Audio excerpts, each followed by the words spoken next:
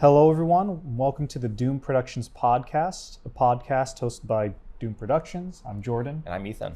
And a few months ago, we did a podcast episode and a video with Michael from Videos of the Future, where if you aren't familiar or didn't see that episode, it's a independent film studio located in East Side in Portland, Oregon, where, I don't even know how to describe what they do here necessarily. They do so much. Yes. They're a studio space. They have lots of props and costumes and things that filmmakers can use.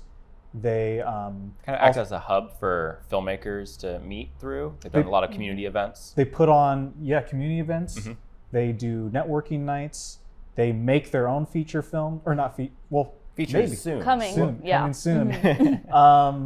They make their own films. They do a lot of stuff, everything. Yeah.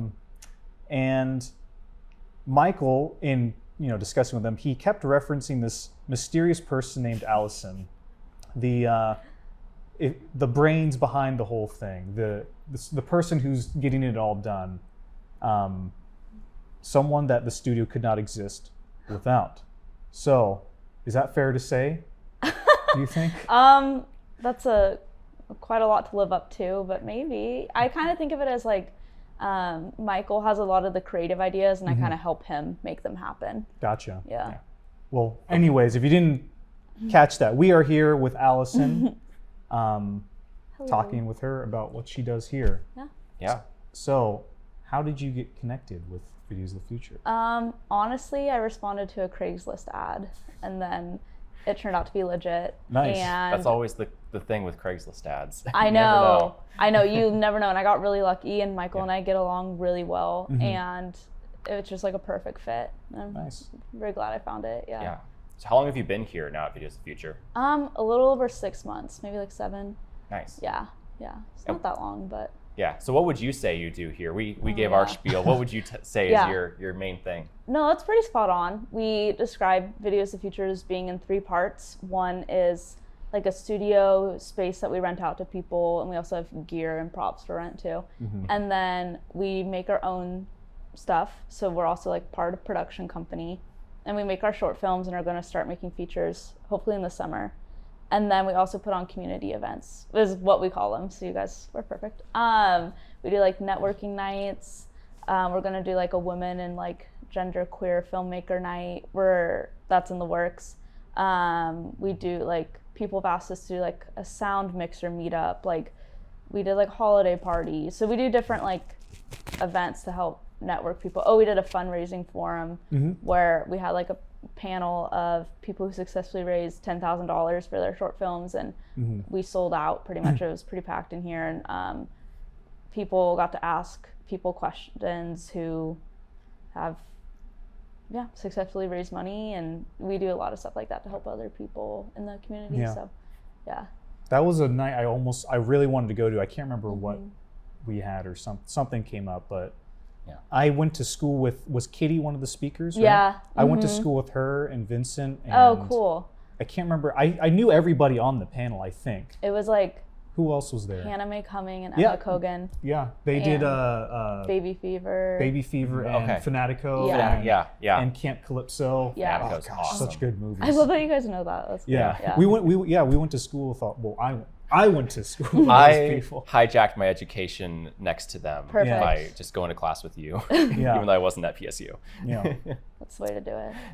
But it seems like whenever Videos of the Future posts something online, I'll see a familiar name from my film school days, or I'll see a filmmaker that I know in the community there, and it's like, oh my gosh, Videos of the Future too? And it's this kind of hub again, like this place where everybody seems to be circulating it.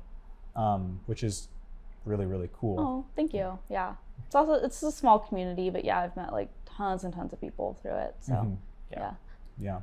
And so I guess at your work here, what gets you the most excited about? What kind of work are you like, yes, that's so awesome in what we're doing? Because you do so much that's really cool, but what's your favorite part of it all? Probably a boring answer, but I've always been really into the creative stuff like photography and film and, you know, dance or what, you know, whatever I was into. But I have like a really like administrative kind of brain. Like I like getting stuff done. And so I love planning events. That might be my favorite thing. I love like producing things. So producing our short films, producing our events. I just like, that's just how my brain works. I really like it. It's fun to me. So yeah.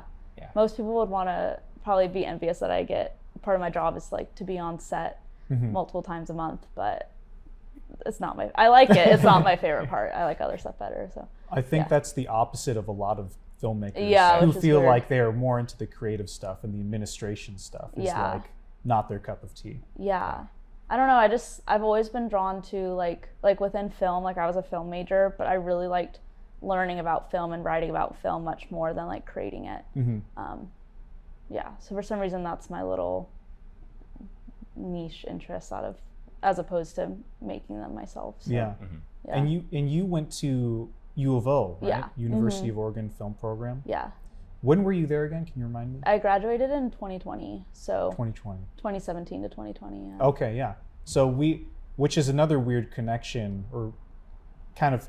I was living in Eugene, I think from 2018 to 2020. Okay. So we were in the same city. We like missed each other by that much. Yeah. And that was, I wasn't sneaking into the film classes there, but they have a lot of cool resources down there. Yeah. Like I saw their media room in the library. And whenever I was waiting for my girlfriend to finish with her classes, I would just like sneak up there and take a book and just flip through it and then, you know, put it back or whatever. How would you describe your experience at that school? Because I was always curious how that program was. Well, I really liked it. It was film studies, not like film production. I think PSU is the only public school that had film production, right? Correct me if I don't know if, were you guys more production based? Oh boy. Okay. That's a story. When it was, I'll just say this, it was constantly shifting. Okay. When I was there, they give you two options. There was a production path and a studies path. Oh, cool. Okay. But it has since changed and morphed multiple times while I was at school there. Okay. And so now, I don't know what it is. But it's very hands-on from what I can tell on social media. Okay. U of O is the opposite. It's like definitely film studies, which benefited me because that's what I was into. And you went to film lectures and wrote essays, and it was history of film and, you know, all that, like how to analyze film and all this stuff. But then so that was like the focus of the major, but then thankfully there were a couple production classes, and also like it was called Duck TV was our big thing there. And so like if you wanted to be consistently making film or making videos, you would have to do it through an extracurricular, which I did a couple semesters. It was fun. So yeah. And so were there any great movies you discovered out of that program? Because that was something for me when I went to film school. I think that's what I value the most, is like I got exposed to a lot of world cinema that I wouldn't have known on my own. Oh, totally. I took a whole class that was like international film, and I found a lot of great movies through there that I would have never seen otherwise. Like I am trying to think of some off the top. Atlantics is one of the first one that comes to my mind, by Maddie Diop. I was really into French film, kind of stereotypically in college. So like Cleo 5 to 7 and Breathless, like the French New Wave. Oh yeah, I loved the French New Wave in college. Oh yeah. Now I'm more into like kind of like Asian horror, which is you don't really get taught that in school, but it definitely, like I learned a lot, especially in my like international film class. Like another example is like, did you guys see Uncle Boonmee Recalls His Past Lives? You know what I'm talking about? Yeah. Okay, it's like this crazy like Thailand film, and it was like I would have never sat down and watched that if it weren't for class, but like I'm thankful I did. So in one of my I think it was a Hong Kong and Thailand or Taiwan cinemas class, we watched a horror movie, Dumplings, which is about this lady who makes these dumplings with, I think it's fetuses inside, or like something human body horror-esque. And on the last day of our discussion on that film, she comes to class with this from one of the food carts. She's like, I brought dumplings for everybody. Oh my God. And everybody was like a little too traumatized from the movie to like have any, but no. It sounds good. I mean, it sounds really creepy, but sounds good though. Yeah. For horror fans, yeah. There's a lot of great gems from other countries that 100%. We just don't know about necessarily. Yeah. Yeah. So it's great to have that structured, like, critical lens to look at all these movies to discover new stuff. Yeah. Yeah. When you, I guess, applied to this job, or I guess when you were looking for work, were you looking for something film related? I wanted to do anything in the arts, is kind of what I always said. So, well, the kind of jobs I had the most opening that I experienced in was like marketing and advertisement, because I did like freelance social media work for a while, which I didn't love, but I thought that was like what would be most possible to get. So I would apply to everything, music stuff too. So like I remember applying to like theaters, like drama, and like, I don't know, anything in film, anything in photo, anything in music. I just like really wanted to do it. So yeah. Was there any particular,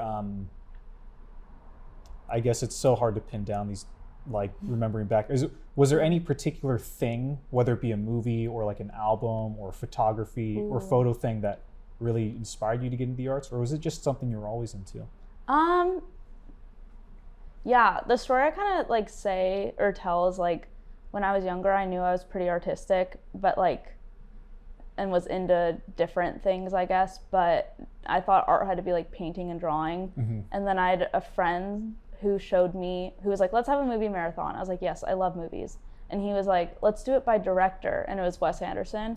And I was like, oh, you can think of films as like by director? I remember that moment like changed my life. Or yeah, I guess it did change my life, because I was like, this is so cool. And that's when I really started getting into it. Because like I didn't know film, like observing film could be like a hobby till that moment. It was really fun. So then I was kind of like, I don't know, throughout school I really wanted, what did I want to be in high school? Probably like a writer, and then a photographer, and then like filmmaker. I just really liked all that stuff, so I knew I wanted to do that.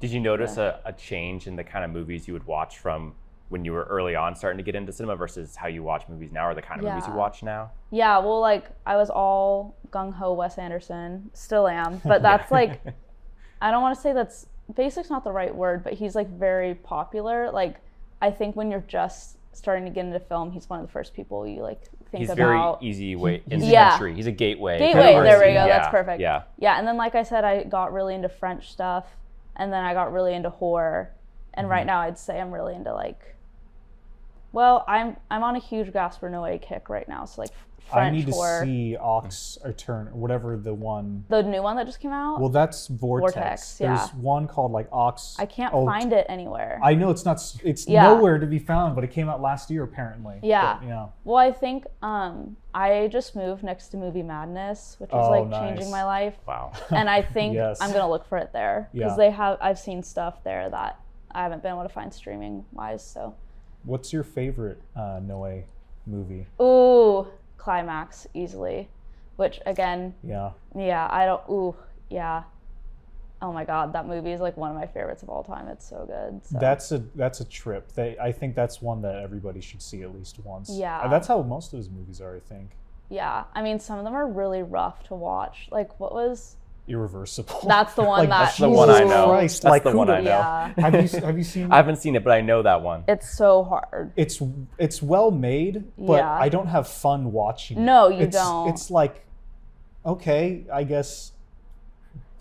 But that's why it's so cool and so impressive. That's true. Because it's so uncomfortable. And I watched like video essays after about it, and they were like, he purposely made the decibels of this eerie noise that goes on for the whole film, like something that's like scientifically super uncomfortable for your ears. Like, oh really? Like it's like weird. Like you should watch a video essay on it, because it's like he's a genius for like, that's why it's so uncomfortable, is because he knows what he's. I don't know. I was just like blown away. Like, wow. There's just the crazy layers to all the things he does to make it so that way. Yeah, that's awesome. Yeah.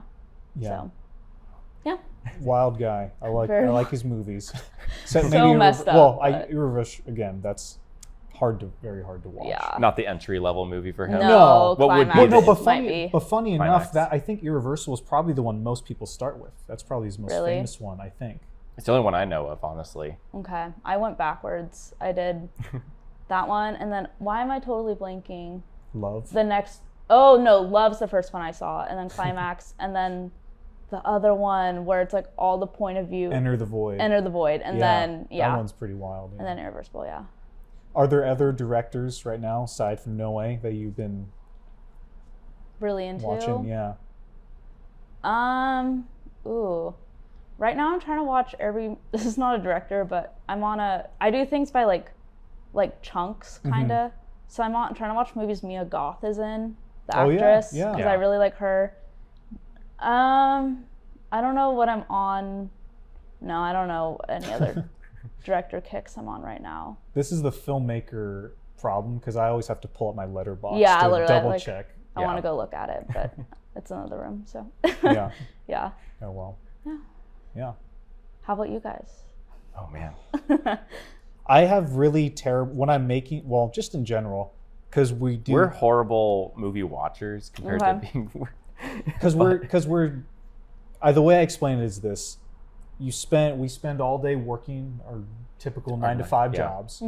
We spend a lot more time after that doing film work and getting that stuff done. Or Yeah. YouTube work or just whatever. Yeah, doing whatever. And then so by the time 9 o'clock rolls around or 8 o'clock, whenever our bedtimes are, Yeah. we don't really want to sit down and watch like Yeah. a movie that's going to be meaningful and impactful. We want to watch cartoons. Oh, same. I dumb watch cartoons. like reality TV. We're- Yeah. I'll watch my Kitchen Nightmares, the Gordon Ramsay Yes. YouTube like edits onto the YouTube channel because those Yeah. are just. I hear I'm bringing out my letterbox. That's later. Yeah. That's Okay. later. But We're too early. I've for been that. I've been watching just like The Proud Family because Okay. that's Yeah. on the Disney Plus. So I forgot about that show. It's so yeah, good. it's a great show. Yeah, Yeah. I love it. Yeah. Yeah. But I'm trying to think of the last like filmmaker like cool filmmaker movie to see. I guess that was The Northman. Oh, you saw it? Yeah. How was it? Very very good. Felt like a rush of testosterone. That's It was I was bad. about to say that's the only thing I've heard about it. Yeah. Is I asked one friend how it was, and they literally said so much testosterone. I was Yeah. like, yeah, it's the energy I get from it. Yeah. Nice.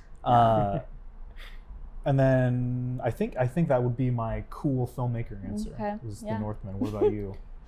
Yeah, I mean, again, like I've been so terrible at watching movies recently. I'm trying to remember the last thing I saw in theaters was Everything Everywhere All at I Once. just saw that was too. another So one, yeah. I mean, and that's the hot movie to see right now. So I'm glad I saw it in theaters. Yeah. And it was incredible. Like we couldn't shut up about it every time we'd see No. each other. It was like that's Yeah. all we would talk about. So Yeah. phenomenal. Like it's a movie that I feel like some people would say it's like, oh, it's overhyped, but it's also like, no, it's not. It reminds me of when we saw Baby Driver for the first time. Yeah. We saw it at like an early access screening. Mm-hmm. And so there was like a month where our friends were like, it was a month before it actually came out. So none of our friends had seen it. So we were just like, we can't talk to anyone about how much we love this movie Yeah. because no one's going to get it.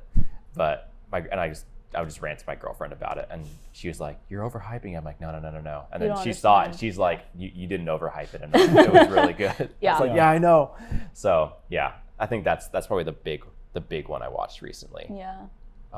Me too. But I just, whenever I'm like trying to find something not normal to watch, I just look for weird horror movies Yeah. on Netflix or HBO Max, just trying something Beautiful. I've not heard of, Yeah. and then I'll watch that. And usually it's, at the very worst, it's very entertaining. Exactly. And I'll take that. Yeah. But yeah. Yeah. It's too much. There's too much to watch. That's the hard part. I know. My watch list on Letterboxd is like 400 movies, and I'm like, Oh my gosh. even if I had the time to watch one a day, it'd take me over a year, Yeah. and I don't. Yeah, So this is not possible. And then just new things keep coming out. yeah, I know. Just dumb. Yeah. Just need movies to How stop dare for a they? bit. I Yeah, know. let's just pause on all film So I can productions for a catch up. minute. Yeah. Yeah.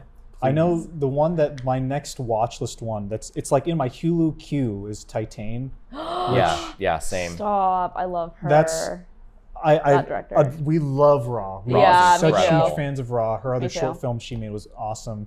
Yeah. And I've heard tone-wise and like how it messes with people, like what's gonna happen. So I need to mentally prepare for it. Yeah. and that's not like after a working all day. No, you need to set some time aside for that one. Yeah, that's one that's the next one I'm going to watch. A buddy of ours talks about that movie and other movies like that. He'll watch them early on in the day instead of like at night, so you can like marinate in it all day. Yeah. That's funny. And not like watch that and then just go to bed. Yeah. I'm like, I think that might be the move for Titan. Yeah. But then like, okay, I don't know if this is just me, but like Vortex, right? The new Noé movie that's out. Yeah. I was like, oh, I could go in the afternoon on my day off. And then I'm like, no, if I'm going to see like an intense, maybe it's horror. I don't know if it's horror yet. Like a thriller, I want to go at night. It just seems more fitting. Like, but I don't know. Because it'd be weird to like walk out of the theater and then it's daylight. Yeah. I don't know. It depends on the movie. Some movies I want to like go to the Hollywood when it's packed and it's nighttime. Yeah. Other movies, it's like I'd love to just roll out of bed and go to like a 9 a.m. showing. Yeah. But there's not 9 a.m. showings. There should be a 9 a.m. showings. I feel like there used to be like 10 a.m. It's not really anymore. And you can find 11:30 sometimes, but yeah. Yeah, I was thinking, well, like since COVID, and I was thinking this today because I was looking at Vortex timing showings. There's not like any like 9:50s anymore. I miss like the 9 o'clocks. No. Like going late, but.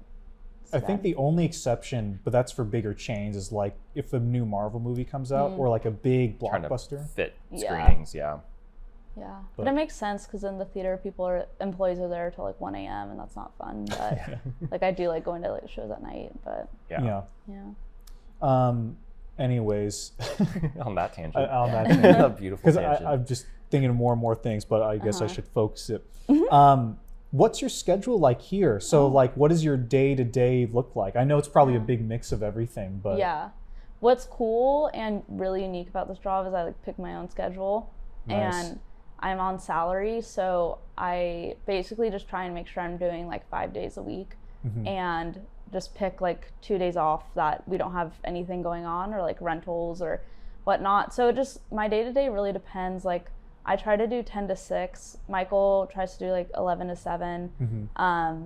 But sometimes like we'll have a meeting at a certain time or an event at night or a rental at night that I have to be here for. Like, for example, like if someone's renting the studio from 6 to 9 on Thursday, so then 8 hours from 9 o'clock would be like 1 p.m. So it's like my schedule's kind of like weird, and I kind of just make sure to do like 8-hour days. But it also has a lot of perks because like it's really casual if I need to go to the doctor or run an errand. So yeah, I try to do around like 40 hours a week. I just kind of pick and choose when I get to do it. I really like that a lot. Yeah. That's the dream right there. Yeah. It's really nice. Yeah. Yeah. And so what kind of things are you, I guess, learning from other filmmakers? Because I'm assuming like everybody who comes through here, you interact with them in some way, shape, or form.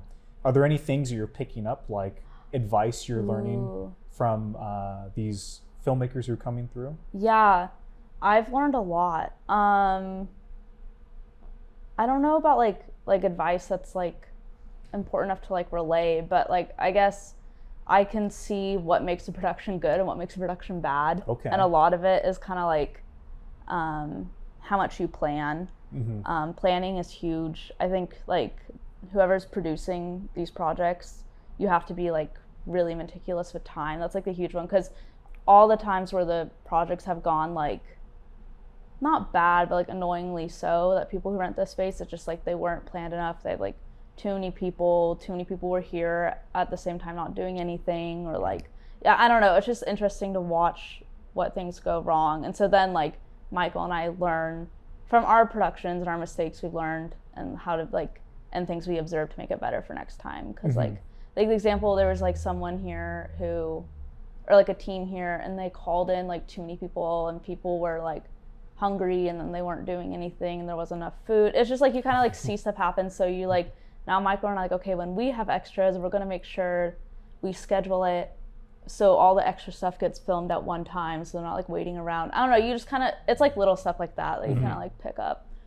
Yeah, having people wait around a bunch like can kill the energy of a shoot. Yeah, and so like when, I don't know, then our last project had extras on it, and we were really good about making sure they were only here for a certain amount of time, and the energy was like really fun, and I don't think people felt like their time was wasted, and yeah, it was a good time. So yeah, I just kind of learned little things, and I've met a lot of people and I've just learned from like watching them work. So yeah. Does your producer brain kick in when you see those little mistakes on other things where you're just like, oh my gosh, if only you just did this, it would be so much easier. Yeah, and that's how I am, like, not even at work, just like as a person, I'm always trying to be like really effective and like thorough, and like anything I do, even just like hang out with a friend. So it's just like, I wish people planned more. That's like, I agree. I agree. That's just how I am. But, that's it. Well, it's a good trait, I think, just in general, to be able to plan. Yeah. What about when have you all had very many things go wrong on the production where you do have to kick into trouble or problem solving mode? Yeah, like our last production, I don't think Michael would mind me like saying this, but like we didn't have enough time on one day, or like something happened where there's just like a mix up of something that wasn't necessarily our fault, but then we had to rearrange the whole schedule like that day, like as it was happening. And then obviously as an AD, because I also AD as well, like we have to then like pick up the time that's getting lost, but also try and rearrange the whole day. And then it turns out we had to like just add an extra half day, and then trying to coordinate everyone on the crew and cast to have a half day that week was like nuts. And then like one of the people that was really key was like, oh, I got my date wrong, I can't make it this day, can we do another? No. It's just like all this stuff. It's like kind of like scheduling my pulse stuff. Is racing right now. Yeah, it was really stressful. And then of course like not everyone could make it, because it was like we wanted to do it the same week to not lose like continuity and stuff. And then like of course we had to find another gaffer and another AC like day of, and like all like it worked out. So I guess what we learned from that is like, don't try and squeeze 12-hour days, honestly. Like it's not, if you know you can't do it, because we like debated, should we add a half day or not? And if we had just added that and planned for it, it would have been a lot easier. But yeah. That's something we're kind of, I guess, experimenting with now, because for so long our mentality has been shoot your project as quick as you can, in much little time. So we would do like, ideally, like an ideal schedule to us would be like shoot in like 2 weeks. You're shooting long days each time and just power through it. Kind of like you were, professional kind of thing. Yeah. But now with this new feature we're just starting, that's something where I've just kind of accepted, okay, the schedule's really, I guess, the scenes and that we have to shoot, there's a ton of them. It's going to take a while to do it. So I've just I'm taking the opposite approach. Yeah. Of just like, we're going to block out these scenes to shoot for one weekend in each month, essentially, for X amount of months, for like 8 months or so. And that's what we're going to do. We're going to go at a like slow molasses pace, where it's spending a month prepping for a weekend shoot and then just resetting and doing it all over again. Yeah. And that's been that change of pace has been very nice compared to the stress Shoot a of movie of in 15 15 days. situations. We've been in situations where it is, oh gosh, an actor canceled this day. Oh gosh, we lost the location this day. Rearranging on the fly. Yeah. All that kind of stuff. And you get to the point where you can't rearrange anymore, and Yeah. you're just canceling a day. Yeah, and that feels terrible when you have to just like cut a full day of filming. Yeah, it's rough. Yeah. It's rough.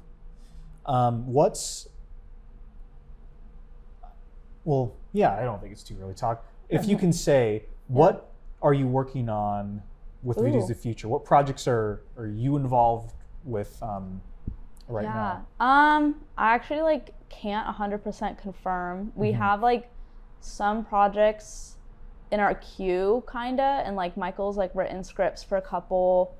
I think I can say it. One's like a video game haunted maze situation. right. Yeah, he he talked to us talked about it? that. Okay. Yeah. And then another one's kind of like a psychological thriller situation.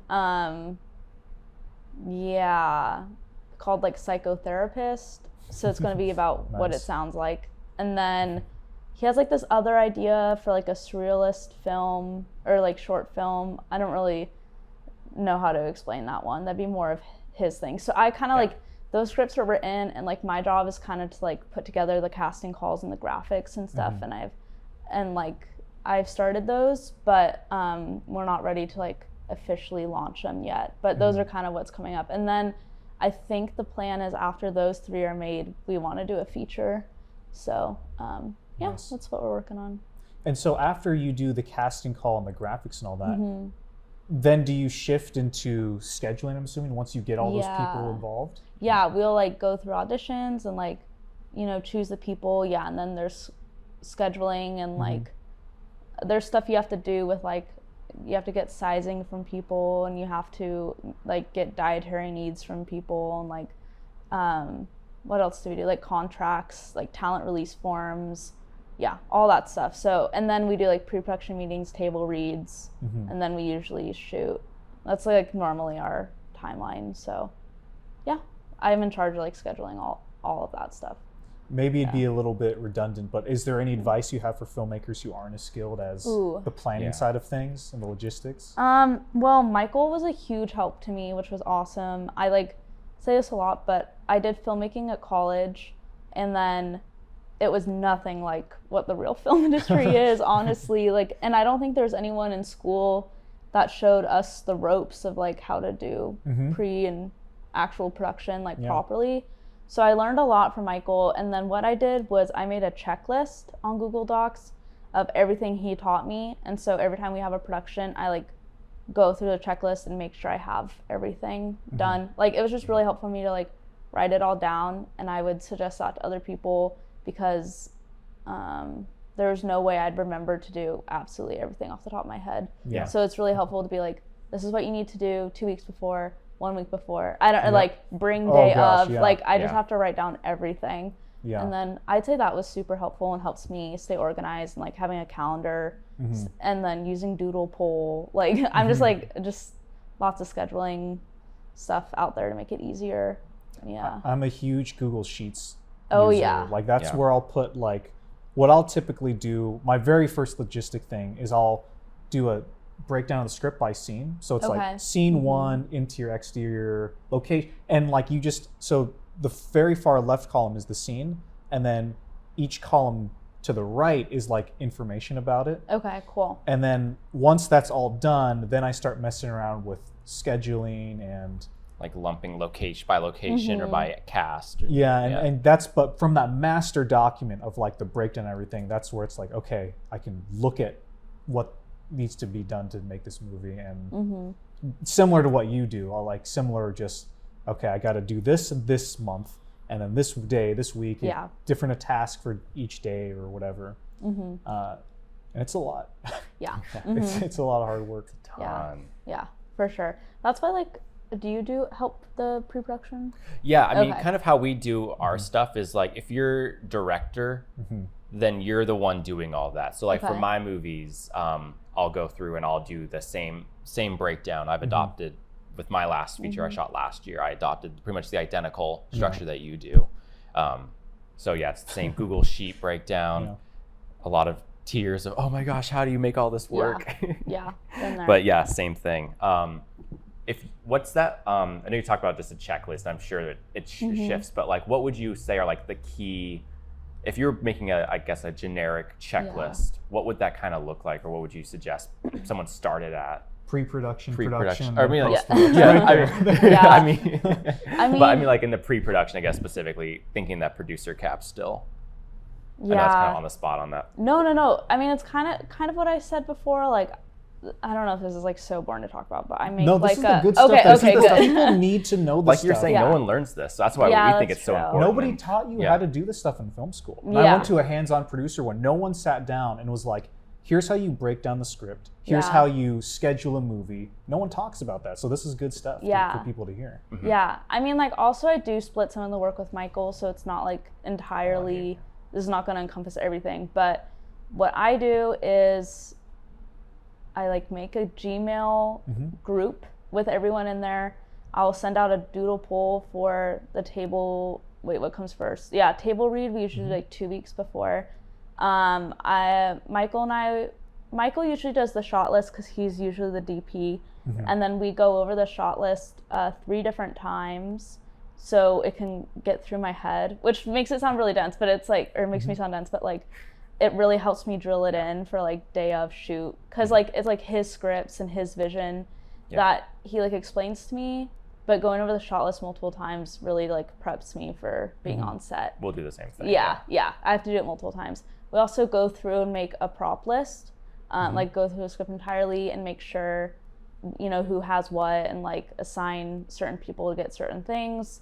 And then what do I do? Oh yeah, I send out a questionnaire on Google Forms. That's like name, phone number, email, Instagram, sizes, headshot, pronouns, dietary needs, and then like any special accommodations you need, if someone needs something. And we send that out, and then I plan the lunch that day.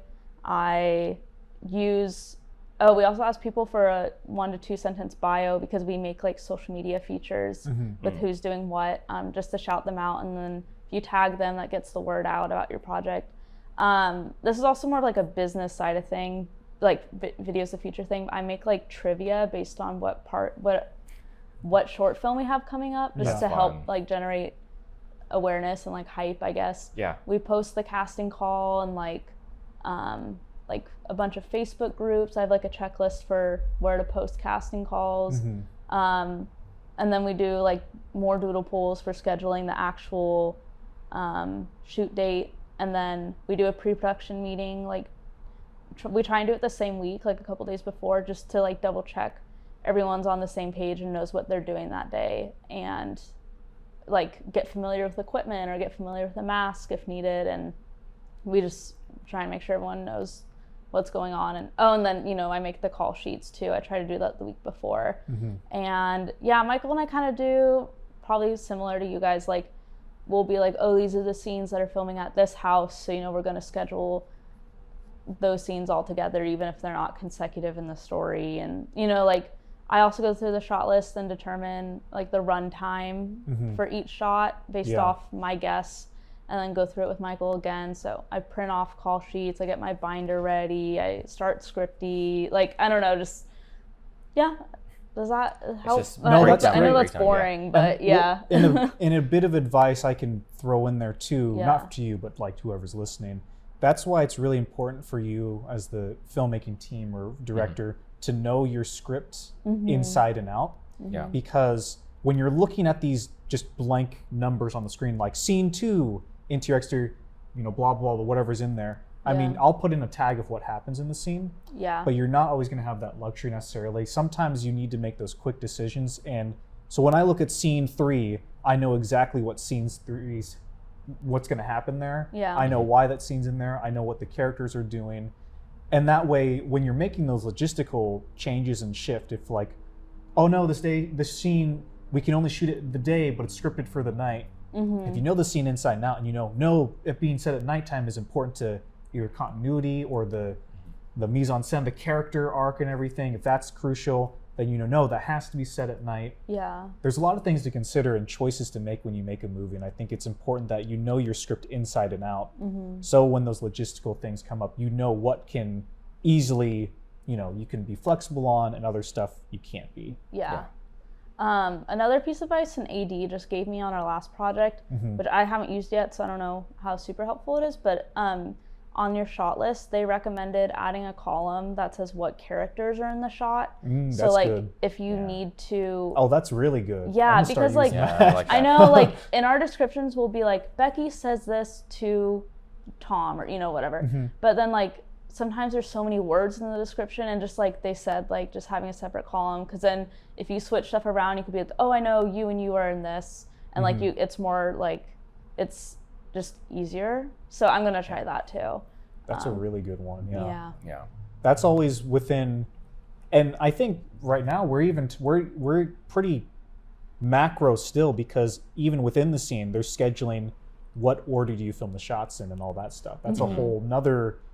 I mean, it's the same thing you do with the scenes, but just at a micro level. Yeah. Which is,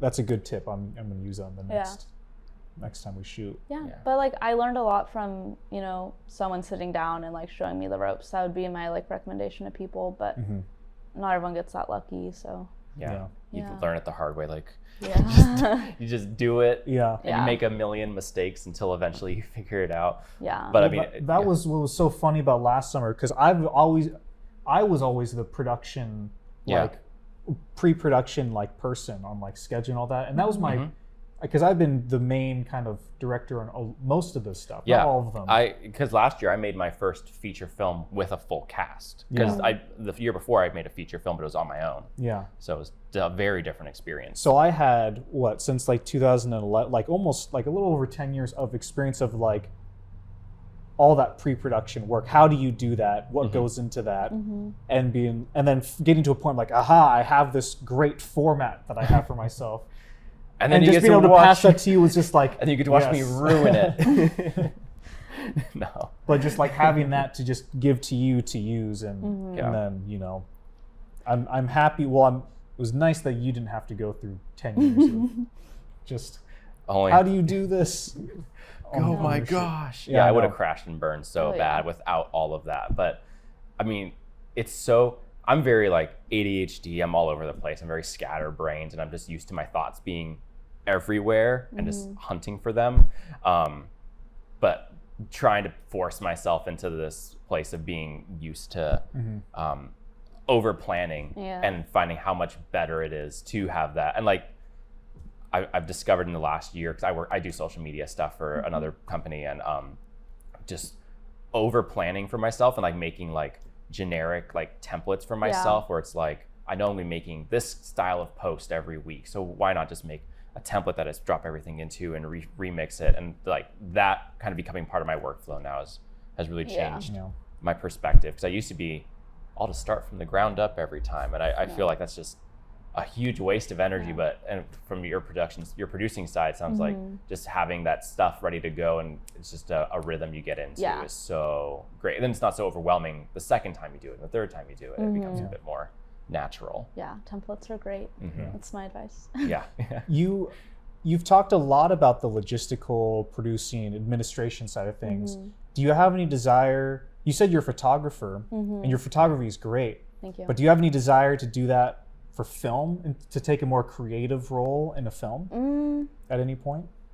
For some reason, I don't know why, like making my own films doesn't appeal to me as much.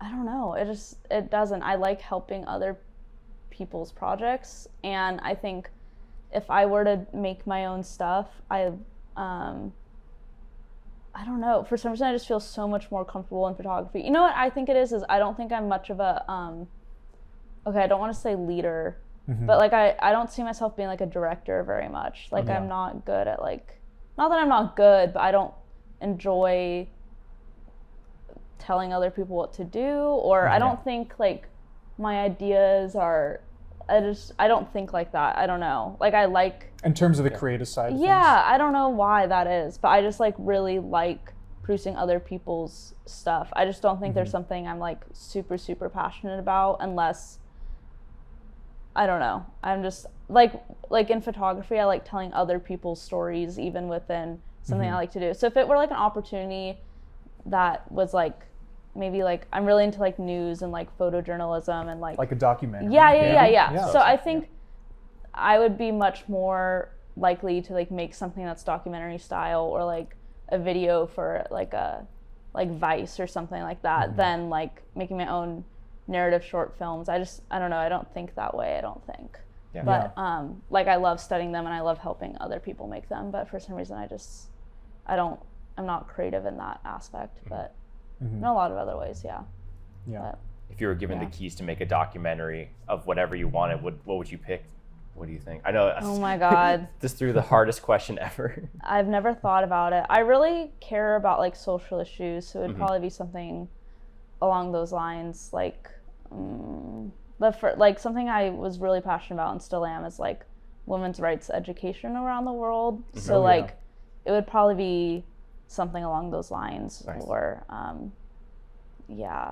women in arts maybe, in like other places in the world. I'm not sure, but I really like people, and I like telling like people's stories. So something I'm worked up about right now is like healthcare issues, and so like maybe something like that.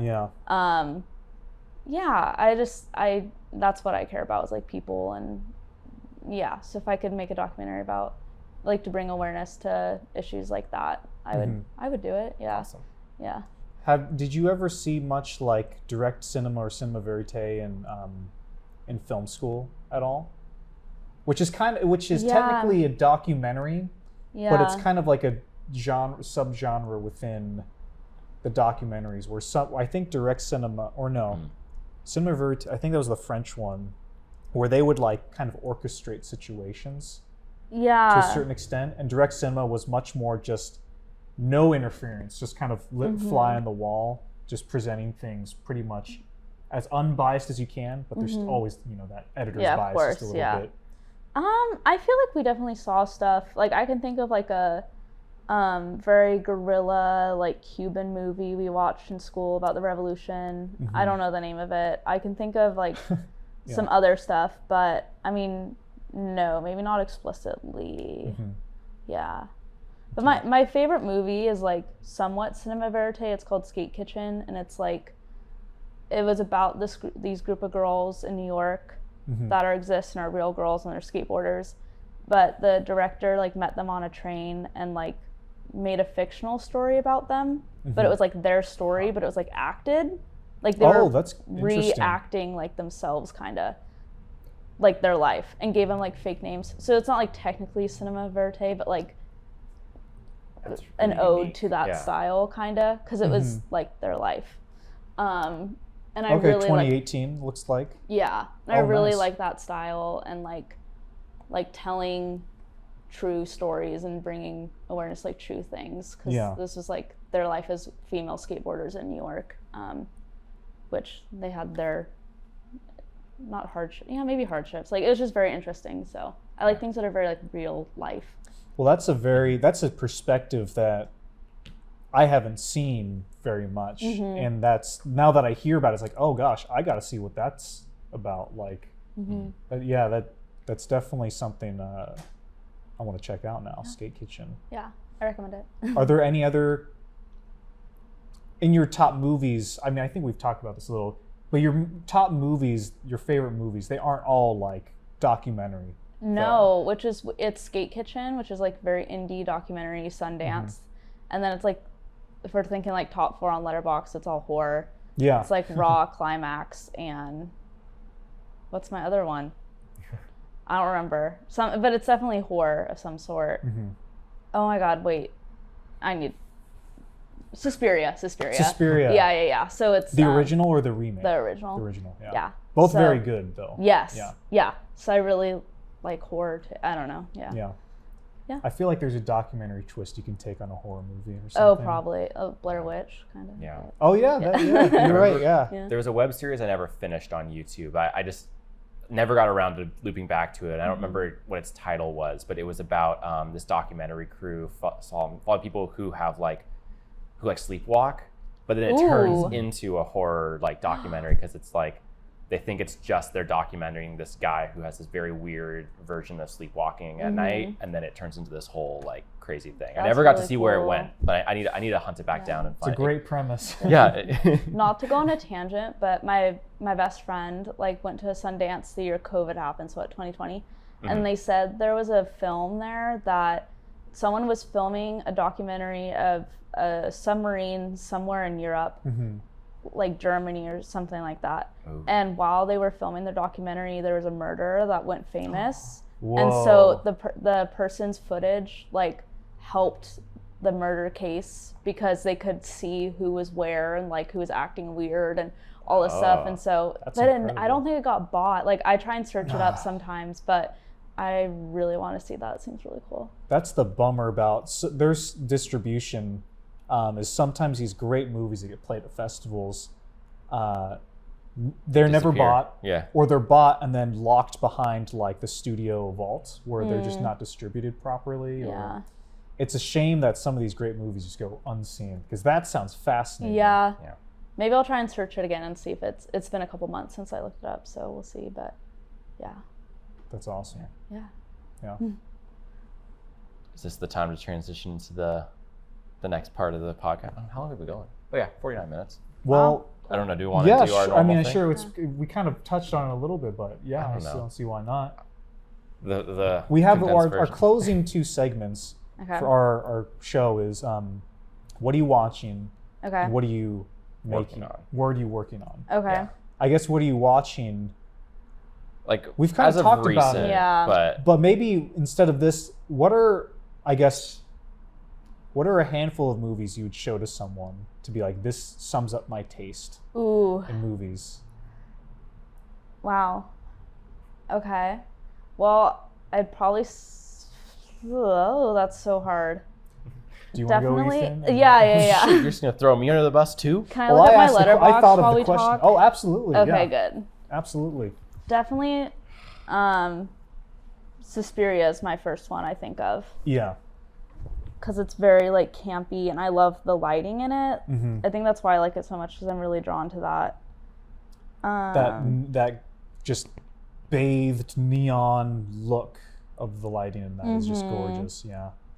And then again, Skate Kitchen, because it's very like indie, low budget, girl problems, and like I just really like that one because it's let's see.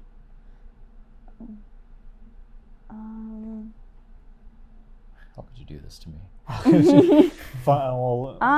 And then I guess like, another movie I really like that I'm into is like, I'm weirdly into like Eastern European cinema. So there's this one called And Then We Danced that I really like. So I'd probably show people like those three. Okay. Yeah. That's a good one. Yeah. Yeah. What do you think, hear it. Ethan? Sums up I've your taste. Everything. Yeah. Oh, gosh, that's so much. I know. Probably something like The Lighthouse. Okay. Just a big Robert Eggers fan, but or Eggers, Robert Eggers. Did I pronounce it right? Robert Eggers? Whatever. Sure. I don't know. Maybe I'm not a big Robert Eggers fan if I don't pronounce it right. The Lighthouse. It's a great horror movie I saw recently, like in the last year, that it's called The Empty Man. I don't know if you saw that one. Highly recommend it. It was one I went into with, like, it was one of those not knowing what it was and watching it and being like, oh my gosh, like one of my favorite horror movies I've ever seen. Oh, it's in my watch list. Okay, good. Cool. It should be in everyone's watch list. Yeah. Other than that, like outside of horror stuff, geez, there's so much. I know. There's like just so much. It's too much. There is too much. I mean, I don't know, because I like from like maybe 80s, 90s, like something like The Mummy, like that kind of more swashbuckling adventure style I really enjoy. And then I don't know, something goofy like Spy Kids, honestly. Yeah, true. Spy Kids. The whole thing. Which Spy Kids though? All of them. All of them. Okay. I'm a big, I mean, not the fourth one, but I'm a big Spy Kids 3 defender. But I think if I had to pick one, maybe the first one. Yeah. Classic. It's a good movie. It's just OGs. Yeah. What are yours? Yeah. Well, I've had the benefit of listening to your answers, so I had to struggle with this as much as you two. You just suffered quietly. Yes, quietly. I would say At Land by Maya Deren is up there. House, the Japanese movie. Pink Floyd's The Wall. Okay. Yeah. I love that movie so much. And then maybe like Upstream Color, and then Fondue Elise, the Jodorowsky movie. Okay. So just weird kind of stuff. Love much. that. Yeah. Nothing wrong with that though. No. Oh no. Quite the range. Those are good. Those are good picks. Love it. Yeah, I saw House on there. When I saw you scrolling, I almost dropped that one in. That was a good one. Yeah, that's a good one. So good. Loved House. So again, not to be repetitive, but what are you working on? I mean, I guess, and maybe even outside of filmmaking, since you do a lot. I don't Yeah. know. Is there any like photo like stuff you're shooting, or I don't know? Yeah, definitely working more on photography at the moment. I am trying to get more into photojournalism, so I've been reaching out to photojournalists in Portland to see if I could like shadow them, because I kind of have no idea how to get started. But I want to do more like coverage of people and their stories. So I'm gonna do I haven't like asked her yet, but I think she'll say yes. But this magazine like they approved my pitch to do a feature on a DJ here who does like these really cool, like, she's just like a really cool person, and like all the, like, I don't know how to explain her music taste. Maybe like 80s synth pop metal. I don't know. She's just like, she's very like, all of it. Yeah, she's just really cool. She's like 80s punk, maybe I should say, but she like it's like DJing. Like, do you guys know what the Coffin Club is? I've heard, yeah. That's kind of like her scene. Cool. So I'm gonna ask her if I can like just take her photo and do like a write up on what she does, because that's cool. Yeah, so that kind of thing. So I want to do more of, and then like my best friend won this grant and works at an art gallery and is like putting on art shows throughout the year that cover, or that are like artists that, the whole grant was like artists that aren't typically represented. So like last exhibit she did like artists with disabilities. I'm not sure what the next one is, but I want to like feature her doing that. So I want to like tell people stories like through photography that are doing cool things. So that's what I'm working on. That's awesome. Yeah. That's a great project. Do you have a Instagram or like an online portfolio of all your photography? Yeah. People can see? To shout it. Okay, yeah. My Instagram is Allison. It's ALLIISONDER. And my website is Allison Barr, ALLISONBARR media.com. Nice. Yeah. Get some traffic over there for you. Yeah. All 2 of our listeners. It'll be my mom, but yeah. That's great. That's awesome. Yeah. Well, thank you so much Thank for you. sitting down and talking with us about the studio and yourself and your involvement with all this stuff. Yeah. We love what you guys do out here. Cool. So Thank cool. you. Yeah, we like you guys a lot. So cool. Awesome. It's Thanks. mutual. Yeah. Well, thank you everyone for listening to this episode of the Doom Productions podcast. If you're listening on Spotify, hop over to YouTube and give us a like and subscribe. And if you're already on YouTube, drop a comment with some questions or things you want us to cover in future episodes. With all that, we'll see you in the next episode.